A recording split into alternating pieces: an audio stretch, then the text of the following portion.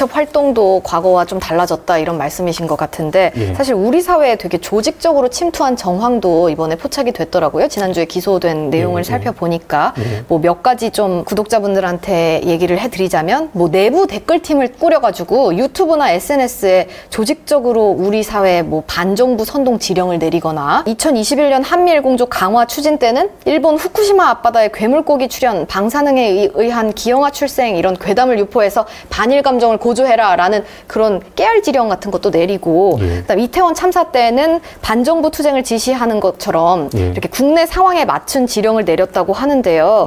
뭐 눈에 띄는 혐의점이 이번에 있었는지 먼저 살펴보면 좋을 것 같아요. 지금 말씀하신 그런 어떤 국내 선거가 있을 때 선거에 개입하려고 하고 지방선거, 그다음에 뭐 대선, 그리고 대선 이후에는 이제 집권 세력을 좀 흠집내려고 하고 그런 아주 구체적인 지령을 내립니다. 한번 만났을 때 온갖 지령을 다 내릴 수도 없고 그쵸. 만난 이후로는 지금 이렇게 이 간첩단 사건들도 만났을 때 2016년, 17년이니까 그때하고는 정치 상황이 지금하고는 다르잖아요. 많이 달라지죠. 그때 상황에 따라 맞는 지령을 내려야 되니까 그 지령을 그때 따로 전달을 합니다. 그 전달 방식이 어떻게 되냐면 메일을 이용합니다. 이메일 같은 거 말씀하시는 그렇습니다. 거죠? 지메일처럼 압수가 잘 안 되는 메일을 해외에 서버를 둔 메일을 이용을 하는데 메일에다 파일을 보냅니다.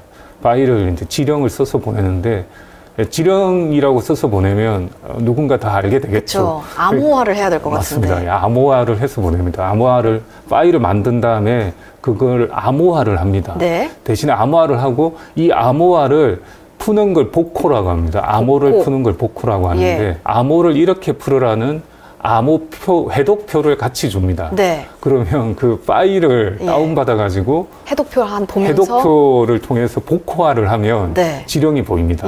근데 그냥 원래 복호화를 안 한 상황에서 보면 그냥 기사입니다. 일반 기사 파일이 들어가 있기도 하고 이미지 파일이 들어가 있기도 합니다. 그런 식으로 지령을 그때그때 보내가지고 수행하게 하는 게 지금 간첩단 사건의 특징이고 이번에 국정원이나 검찰에서 압수수색을 해가지고 제가 알기로는 지령문을 어마어마하게 확보를 했습니다. USB나 외장 하드에 들어있는 지령문이 상당히 많이 확보가 됐고 지령문 들어가 있는 파일뿐만 아니라 그 지령문을 해독할 수 있는 암호 해독표까지 확보가 돼가지고 그게 자통의 공소장에 공소장이 지금 알려진 게 180페이지 좀 넘는 걸로 알려져 있는데 실제로 수사팀에서 처음에 작성한 공소장은 300페이지가 넘었다고 합니다.